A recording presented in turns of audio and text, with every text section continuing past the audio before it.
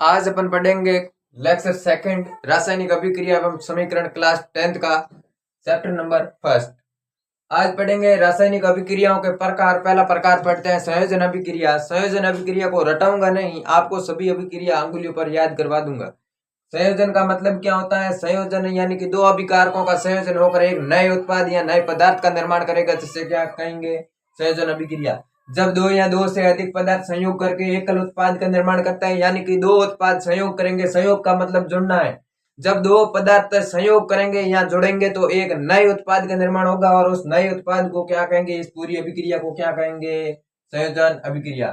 संयोजन अभिक्रिया। संयोजन का मतलब है जोड़ना, वियोजन का मतलब होगा टूटना। वियोजन का मतलब है टूटना, तो क्या होगा? दो अभिकारक टूटे हुए होंगे और जुड़कर एक नए पदार्थ का निर्माण करेंगे। इसके अंदर क्या हो रहा है? दो पदार्थ क्या कर रहे हैं? जुड़ रहे हैं, जुड़कर एक नए उत्पाद का निर्माण कर रहे हैं। अब उदाहरण के लिए जैसे A प्लस बी अभिक्रिया हो गई C, अभिक्रिया करके क्या बन गया? C। अब C क्या है? तीर के दूसरी साइड है, यानी कि अभिक्रिया के दौरान बनने वाला पदार्थ है, इसलिए इसे क्या कहते हैं? उत्पाद कहते हैं। वे पदार्थ जो अभिक्रिया में भाग लेते हैं उसे क्या कहते हैं? अभिकारक। यानी कि अभिक्रिया में भाग कौन ले रहा है? एक A ले रहा है, एक कौन ले रहा है? B, यानी कि A भी अभिकारक है, B भी क्या है? अभिकारक। ये हो गई रासायनिक अभिक्रिया, और रासायनिक अभिक्रिया के दौरान बनने वाला पदार्थ उत्पाद कहलाता है, जो क्या है? C। अब इसका एक उदाहरण लेकर समझते हैं। पहला उदाहरण है कोयले का दहन। कोयले का दहन, कोयला किसका बना हुआ होता है? कार्बन का। तो इसके अंदर क्या लेंगे? कार्बन। जब कार्बन को ऑक्सीजन की उपस्थिति में चलाएंगे तो क्या बन जाएगा? CO2। जब कार्बन और ऑक्सीजन क्या हो जाएगा? जुड़ जाएगा। जब कार्बन और ऑक्सीजन जुड़ जाएगा, कार्बन की अवस्था क्या होती है? सॉलिड। सॉलिड का मतलब क्या है? ठोस है। यहाँ पर ऑक्सीजन क्या है? गैस है। ऑक्सीजन क्या है? गैस है, जैसे जी से दर्शाते हैं। अब ये दोनों अभिक्रिया करेंगे तो आपस में क्या हो जाएंगे? जुड़ जाएंगे। C+O2 अभिक्रिया करके CO2 बनेगी, और CO2 भी क्या है? एक प्रकार की गैस है। अब ये क्या है? रासायनिक अभिक्रिया संतुलित है या नहीं है, ये चेक करने के लिए अपन को देखना पड़ेगा कि अभिकारक और उत्पाद के अंदर परमाणुओं की संख्या समान है या नहीं। यह द्रव्यमान संरक्षण के नियम पर आधारित है। अब कार्बन की संख्या अभिकारक के अंदर 1 है, यहाँ पर भी अभिकारक की संख्या, उत्पाद के अंदर भी कार्बन की संख्या कितनी है? 1। इसका मतलब है कार्बन क्या है? संतुलित है। अब ऑक्सीजन की बात आती है। ऑक्सीजन के कितने अणु है? 2। क्यों? ये रहा ऑक्सीजन, ये लगे 2, इसका मतलब है ऑक्सीजन के 2 अणु है। अब उत्पाद के अंदर चेक करते हैं ऑक्सीजन के कितने अणु है। ये रहा ऑक्सीजन, ऑक्सीजन के पास में कितने लगे हुए हैं? इंटू के अंदर कितने हैं? 2। इसका मतलब ऑक्सीजन के कितने अणु है? 2 अणु है। जब ऑक्सीजन के 2 अणु इस साइड है उत्पाद की तरफ, 2 अणु अभिकारक की तरफ, कार्बन का 1 अणु उत्पाद की तरफ, 1 अणु ही अभिकारक की तरफ, यानी कि जितने अणु अभिकारक के अंदर है उतने ही क्या है? उत्पाद के अंदर। इसका मतलब क्या है? संयोजन अभिक्रिया। कार्बन का दहन क्या है? संतुलित रासायनिक अभिक्रिया है। यदि इस साइड कार्बन की संख्या 1, इस साइड कार्बन की संख्या 2 होती, यानी कि उत्पाद के अंदर और अभिकारक के अंदर क्या होती? परमाणुओं की संख्या अलग अलग होती। इसका मतलब है रासायनिक अभिक्रिया संतुलित नहीं है, जो अपन पहले लेक्चर के अंदर, लेक्चर संख्या फर्स्ट के अंदर पढ़ चुके हैं। अब जल का निर्माण। जल के निर्माण के अंदर भी क्या होगा? H2+O2 अभिक्रिया करके किसका निर्माण करेंगे? H2O का निर्माण करेंगे, और H2 किसका रासायनिक सूत्र है? जल का। अब याद रखना है कि संयोजन अभिक्रिया के अंदर क्या होगा? संयोग होगा। संयोग का मतलब दो पदार्थों का जुड़ना। जब दो पदार्थ जुड़ जाएंगे तो एक नए पदार्थ का निर्माण करेंगे, और नए पदार्थ का निर्माण की प्रक्रिया पूरी क्या कहलाएगी? संयोजन अभिक्रिया। अब एक पदार्थ H2, दूसरा पदार्थ O2, जब क्रिया करेंगे तो H2O बनाएगा। अब क्या है? हाइड्रोजन क्या है? गैस है। ऑक्सीजन क्या है? गैस है। जब दोनों मिल जाएंगे तो एक जल का निर्माण होगा, और जल क्या है? लिक्विड, यानी कि द्रव अवस्था में रहता है, जिसके कारण इसे किससे दर्शाया गया है? L से। स्मॉल l, यानी कि इसका मतलब है लिक्विड। लिक्विड का मतलब है द्रव अवस्था। अब बात आती है कि अभिक्रिया संतुलित है या नहीं। तो हाइड्रोजन के कितने अणु है? 2। अब ये हाइड्रोजन के कितने अणु है? 2 है। इस साइड हाइड्रोजन के कितने अणु है? 2 गुणा, अब ये हाइड्रोजन के कितने अणु है? 2। अब अभिक्रिया क्या है? हाइड्रोजन का तो क्या है? संतुलित है। अब ऑक्सीजन की बात करते हैं। ऑक्सीजन की संख्या, अभिकारक के अंदर परमाणुओं की संख्या कितनी है? 2। उत्पाद के अंदर ऑक्सीजन की संख्या है 1। इसका मतलब अभिक्रिया क्या है? असंतुलित। संतुलित करने के लिए क्या करेंगे? दोनों साइड क्या करेंगे? परमाणुओं की संख्या बराबर करेंगे। हाइड्रोजन की संख्या 2, हाइड्रोजन की संख्या 2, ऑक्सीजन की संख्या 1 है, ऑक्सीजन की संख्या 2 है। इस साइड ऑक्सीजन की संख्या कितनी है? 2। उस साइड भी क्या करनी होगी? 2। तब क्या हो जाएगी? रासायनिक अभिक्रिया संतुलित। सीधे O को 2 से गुणा नहीं करेंगे, पूरे को करना है गुणा। अब पूरे H2O को गुणा कर दिया तो ऑक्सीजन की संख्या कितनी हो गई? 2। 2 का गुणा O से हुआ तो 2 O बन गया, यानी कि ऑक्सीजन की संख्या 2 हो गई। इस साइड भी ऑक्सीजन की संख्या कितनी है? 2 है। इसका मतलब ऑक्सीजन संतुलित हो गया। अब बात आती है हाइड्रोजन की। हाइड्रोजन की संख्या कितनी है? 2 इंटू 2 कितनी हो गई? 4। अब हाइड्रोजन की संख्या उत्पाद के अंदर कितनी है? 4 है। अभिकारक के अंदर कितनी है? 2। अब अभिकारक के अंदर 2 है, उत्पाद के अंदर 4 है। इसका मतलब रासायनिक अभिक्रिया अभी भी संतुलित नहीं है। अब यहाँ पर 4 करने के लिए क्या करना पड़ेगा? 2 से गुणा। अब 2 का गुणा 2 से किया, कितना बन गए? हाइड्रोजन 4। अब ये हाइड्रोजन 4 है, यहाँ पर भी हाइड्रोजन 4 है। ऑक्सीजन यहाँ पर 2 है, ऑक्सीजन अभिकारक के अंदर भी 2 है, यानी कि ऑक्सीजन और हाइड्रोजन दोनों के परमाणुओं की संख्या समान है। इसका मतलब रासायनिक अभिक्रिया क्या है? संतुलित। रासायनिक अभिक्रिया संतुलित है। क्या है? संतुलित। पहले क्या थी? असंतुलित। संतुलित का मतलब है परमाणुओं की संख्या दोनों साइड अभिकारक तथा उत्पाद के अंदर क्या होनी चाहिए? समान। अब अपन पढ़ेंगे रासायनिक अभिक्रिया का सेकंड टाइप, जिसे कहते हैं वियोजन अभिक्रिया या अपघटन अभिक्रिया। अगर आप ध्यान से समझोगे तो याद कराऊंगा नहीं, सारे ही अंगुलियों पर याद करवाऊंगा, यानी कि रटाऊंगा नहीं, समझा दूंगा। समझकर सभी टॉपिक को क्या करेंगे? कवर करेंगे, रटना नहीं है। जैसे संयोजन के अंदर क्या होगा? संयोग, यानी कि दो पदार्थ संयोग करके एक नए पदार्थ का निर्माण करते हैं, जिससे संयोजन अभिक्रिया कहते हैं। और वियोजन अभिक्रिया के अंदर भी मैं बता दूंगा, आपको रटाऊंगा नहीं।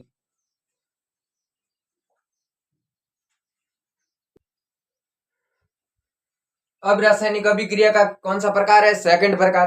फर्स्ट पढ़ दिया संयोजन अभिक्रिया, सेकंड है वियोजन अभिक्रिया या वियोजन अभिक्रिया को कहते हैं अपघटन अभिक्रिया। अब संयोजन अभिक्रिया के अंदर संयोग हो रहा था, अब वियोजन अभिक्रिया के अंदर क्या होगा? वियोग होगा। यानी कि वियोग का मतलब क्या होगा? एक पदार्थ है, दो या दो से अधिक पदार्थों के अंदर टूट जाएगा और रासायनिक अभिक्रिया पूर्ण हो जाएगी, जिसे क्या कहेंगे? वियोजन अभिक्रिया या अपघटन अभिक्रिया। और संयोजन के अंदर दो पदार्थ जुड़ रहे थे, इसके अंदर एक पदार्थ टूट कर दो या दो से अधिक उत्पाद का निर्माण करेगा। परिभाषा, जब कोई एक पदार्थ बाहरी प्रभाव के कारण टूट जाता है। बाहरी प्रभाव के कारण, बाहरी प्रभाव का मतलब क्या है? प्रकाश, विद्युत, ऊष्मा। यदि इन तीनों को दिया जाए या तीनों में से किसी एक को दिया जाए तो इन प्रभावों के कारण क्या हो जाता है? कोई एक पदार्थ होता है, दो या दो से अधिक प्रभाव पदार्थों या उत्पादों के अंदर टूट जाता है, जिसे क्या कहते हैं? वियोजन अभिक्रिया या अपघटन अभिक्रिया। दो या दो से अधिक पदार्थों का निर्माण करता है, यानी कि ए टूटा बाहरी प्रभाव के कारण तो बी प्लस सी, यानी कि दो पदार्थों का निर्माण कर दिया। दो या दो से अधिक पदार्थों का निर्माण भी कर सकता है, उसे क्या कहेंगे? वियोजन अभिक्रिया। और वियोजन अभिक्रिया प्रकाश, विद्युत और ऊष्मा के उपस्थिति में होती है। ये तीनों क्या है? बाहरी प्रभाव है या बाहरी कारक है। तो अभी इन तीनों के द्वारा होने वाली अभिक्रिया को भी पढ़ेंगे। अब पहला प्रकार आ गया प्रकाश अपघटन। प्रकाश के द्वारा होने वाला अपघटन प्रकाश अपघटन कहलाता है। और अपघटन का मतलब क्या है? एक या एक से अधिक पदार्थों का क्या हो जाना? टूट जाना, यानी कि अपघटन, यानी कि घटकों का बनना या टूटना। जब अपघटन सूर्य के प्रकाश की उपस्थिति में हो तो उसे प्रकाश अपघटन कहते हैं, यानी कि परिभाषा रटनी नहीं है। प्रकाश की उपस्थिति में होने वाले अपघटन को प्रकाश अपघटन कहते हैं। उष्मा की उपस्थिति में होने वाले अपघटन को उष्मा अपघटन कहते हैं। विद्युत की उपस्थिति में होने वाले अपघटन को विद्युत अपघटन कहते हैं। इन दोनों को भी अभी वन पढ़ेंगे। अब अभिक्रिया 2AgCl अभिक्रिया करके किसकी उपस्थिति में? सूर्य के प्रकाश की उपस्थिति में अभिक्रिया की तो Ag और Cl2 के अंदर क्या हो गया? टूट गया। अब Ag क्या है? सिल्वर। सिल्वर का मतलब क्या होता है? चांदी। जो यूज करते हैं उस चांदी को क्या लिखते हैं? Ag प्रतीक के द्वारा दर्शाया जाता है। अब Cl2 क्या है? क्लोरीन। क्लोरीन क्या है? गैस। तो Cl2 क्या हो गई? Chlorine gas. अब ये AgCl से टूटा है तो AgCl क्या है? सिल्वर आ रहा है, क्लोराइड आ रहा है तो सिल्वर क्लोराइड। अब अपन को देखना है कि रासायनिक अभिक्रिया संतुलित है या नहीं है। अब रासायनिक अभिक्रिया को चेक करने के लिए Ag के कितने अणु हैं? 2 से गुणा हो रखा है पूरा ही, तो Ag के 2 अणु हैं। इस साइड भी Ag के कितने अणु हैं? 2 अणु हैं। इसका मतलब Ag तो क्या है? संतुलित। अब देखना है क्लोरीन संतुलित है या नहीं है। क्लोरीन संतुलित है या नहीं है देखने के लिए क्लोरीन के कितने अणु हैं? 2 अणु हैं। इस साइड क्लोरीन 2 से गुणा हो रखा है, इसलिए क्लोरीन के क्या है? 2 अणु। इसका मतलब रासायनिक अभिक्रिया क्या है? संतुलित। यदि इस साइड और इस साइड अणुओं की संख्या भिन्न भिन्न है या अलग अलग है, जैसे यहाँ पर कितनी है क्लोरीन की संख्या? 3, यहाँ पर 2 या 1 या 3, वापस इस साइड और इस साइड बराबर ना हो। 3 मैंने एग्जाम्पल दिया है। दोनों साइड अभिकारक तथा उत्पादों की तरफ परमाणुओं की संख्या समान नहीं है, इसका मतलब क्या है? रासायनिक अभिक्रिया असंतुलित है। अब पढ़ते हैं दूसरा प्रकार, विद्युत की उपस्थिति में होने वाला अपघटन, विद्युत अपघटन।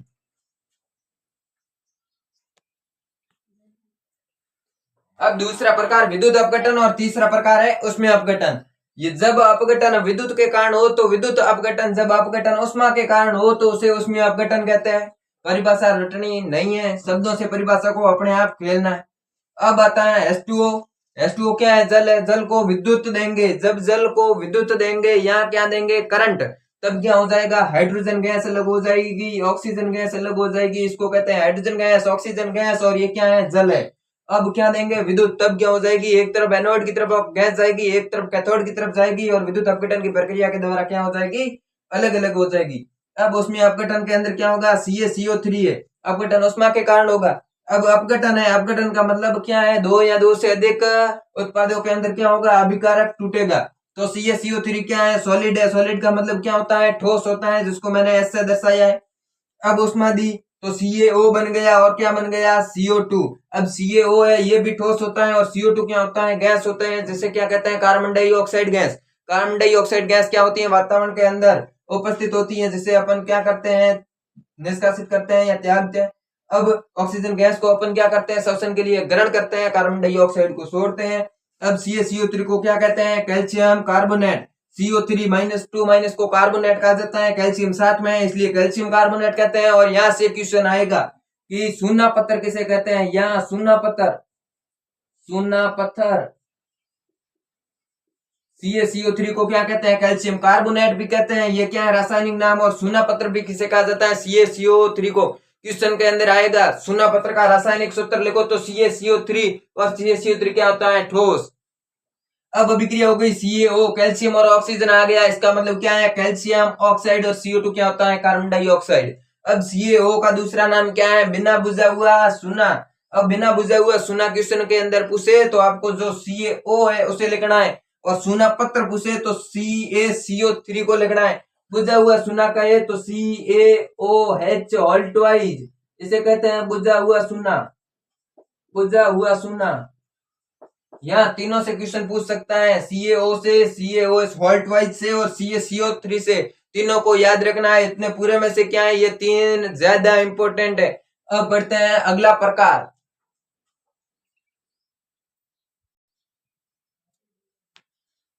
अब बढ़ते हैं एकल विस्थापन अभिक्रिया। विस्थापन अभिक्रिया मुख्य तो क्या है? विस्थापन अभिक्रिया। इसके दो प्रकार है, एकल विस्थापन अभिक्रिया और द्विविस्थापन अभिक्रिया।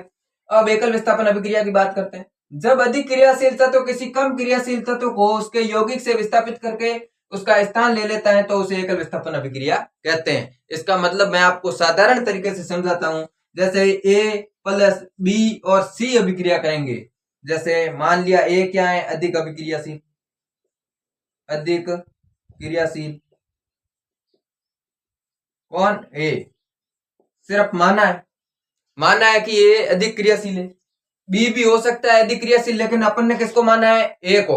A+B C अभिक्रिया करेंगे तो ये अधिक क्रियाशील तत्व है, ये क्या करेगा? बी का स्थान ले लेगा। अब बी को क्या कर देगा? हटाकर अकेला कर देगा, और खुद क्या आ जाएगा? सी के पास में। अब अधिक क्रियाशील तत्व होगा वो क्या होगा? कम क्रियाशील तत्व को हटा देगा और दूसरे के पास में आ जाएगा। अगर कम क्रियाशील तत्व सी है तो सी को हटा देगा, बी के साथ जुड़ जाएगा, तो ए भी बन जाएगा। यहाँ पर मान लिया बी क्या है? कम क्रियाशील तत्व है, इसलिए क्या हो गया? बी को दूर फेंक दिया, और ए है वो सी के साथ जुड़ गया, तो ए सी बन गया प्लस बी बन गया। अधिक क्रियाशील तत्व कौन सा है? कम क्रियाशील तत्व कौन सा है? इसे अपन सक्रियता श्रेणी से समझेंगे। ये पूरा एकल विस्थापन समझ लेते हैं, फिर सक्रियता श्रेणी बनाएंगे। जो सबसे ऊपर आएगा वो अधिक क्रियाशील, जो सबसे नीचे आएगा वो कम क्रियाशील, जो बीच में आएगा ऊपर से नीचे जाने पर क्रियाशीलता का क्रम क्या होता जाएगा? घटता जाएगा। अब उदाहरण ले लेते हैं। Zn plus CuSO4। Zn क्या हो गया? जिंक हो गया। CuSO4 क्या हो गया? Cu क्या है? कॉपर। SO4 सल्फेट, तो कॉपर सल्फेट बन गया। Zn के साथ SO4 आ गया। अब देखो यहाँ पर क्या है? Cu, यहाँ पर क्या है? Zn। अब अधिक क्रियाशील तत्व कौन है? Zn। कैसे पता चला कि जो अधिक क्रियाशील तत्व होगा वो दूसरे कम क्रियाशील तत्व को विस्थापित कर देगा या हटवा देगा। अब CuSO4 है, SO4 के साथ कौन है? Cu, और Zn क्या है? अकेला। Zn की क्रियाशीलता क्या है? ज्यादा, तो Cu को फेंकेगा दूर और यहाँ पर आ जाएगा खुद, तो क्या बन जाएगा? ZnSO4 plus Cu। Cu क्या हो गया? अकेला। Cu की जगह कौन आ गया? Zn। यानी कि कम क्रियाशील वाले तत्व को अधिक क्रियाशील वाला तत्व उसके यौगिक से विस्थापित कर देता है। ये पूरा यौगिक, इस यौगिक से कम क्रियाशील तत्व को किसने विस्थापित कर दिया? अधिक क्रियाशील तत्व ने, और उसका स्थान ले लिया, जिससे एक नए उत्पाद का निर्माण हो गया। इसे क्या कहते हैं? एकल विस्थापन अभिक्रिया कहते हैं। अब पढ़ेंगे सक्रियता श्रेणी। सक्रियता श्रेणी से अपन समझेंगे कौन अधिक क्रियाशील, कौन कम क्रियाशील। तो अब समझते हैं सक्रियता श्रेणी को। अब सक्रियता श्रेणी को आपको ट्रिकों से याद कराऊंगा। किससे? ट्रिक से। अब potassium, sodium, calcium, magnesium, aluminium, zinc, AP लोहा, पीबी, सीयू, कॉपर, एजी मरकरी, एजी चांदी, एयू सोना। अब पीबी पारा। अब ट्रिक क्या है? काना कार मांगे, काना का के ना एन कार का सी मांगे एमजी आलू एल जनता जेडन फेंके एपी प्रभु पीबी हम हैस क्यों सीयू होंगे एजी आगे एजी सोना एयू। अब यह क्या है? क्रियाशीलता का क्रम है। जो सबसे ऊपर आएगा उसकी क्रियाशीलता होगी सबसे ज्यादा, यानी कि सबसे ऊपर कौन है? पोटेशियम। तो पोटेशियम की सबसे ज्यादा क्रियाशीलता होती है। क्वेश्चन पूछ ले कि सबसे क्रियाशील कौन है, तो पोटेशियम। सबसे कम क्रियाशील कौन है? तो एयू, यानी कि कौन है? सोना। एयू को कहते हैं सोना, एजी को कहते हैं सिल्वर, सिल्वर का मतलब चांदी, एयू को क्या कहते हैं? गोल्ड या सोना। अब ऊपर से जैसे जैसे नीचे आएंगे क्या होगी? क्रियाशीलता घटेगी। क्रियाशीलता घटेगी अब कैसे? जैसे जेडन और एल एल्यूमिनियम, दोनों जिंक और एल्यूमिनियम की तुलना करने को कहे तो जेडन आ रहा है नीचे, एल आ रहा है ऊपर। ऊपर वाले की क्रियाशीलता ज्यादा, नीचे वाले की क्रियाशीलता कम, यानी कि एल्यूमिनियम है वो क्या होगा? जेडन, यानी कि जिंक से क्रियाशीलता क्या होगी? ज्यादा। अब बात आती है सीयू और एस की, यानी कि हाइड्रोजन की। अब हाइड्रोजन ऊपर आ रहा है, इसका मतलब क्या है? हाइड्रोजन की क्रियाशीलता ज्यादा है। सीयू नीचे आ रहा है, कॉपर नीचे आ रहा है, इसका मतलब कॉपर की क्रियाशीलता कम है। जो सबसे ऊपर होगा उसकी क्रियाशीलता सबसे ज्यादा, जो दूसरे तत्वों की तुलना में ऊपर है उसकी दूसरे तत्वों की तुलना में क्रियाशीलता क्या होगी? ज्यादा। अब जैसे एजी और एयू, एयू क्या आ रहा है? नीचे, इसका मतलब एजी की क्रियाशीलता ज्यादा है, यू की क्रियाशीलता क्या है? कम। अब अपन इससे आगे वाला पढ़ेंगे लेक्चर संख्या 3 के अंदर। वीडियो थोड़ा भी अच्छा लगा हुआ हो, अगर आपको कॉन्सेप्ट समझ में आया हो, तो वीडियो को लाइक और चैनल को सब्सक्राइब कर दीजिए ताकि अगला आने वाला लेक्चर संख्या 3 आपके पास जल्द पहुंच सके।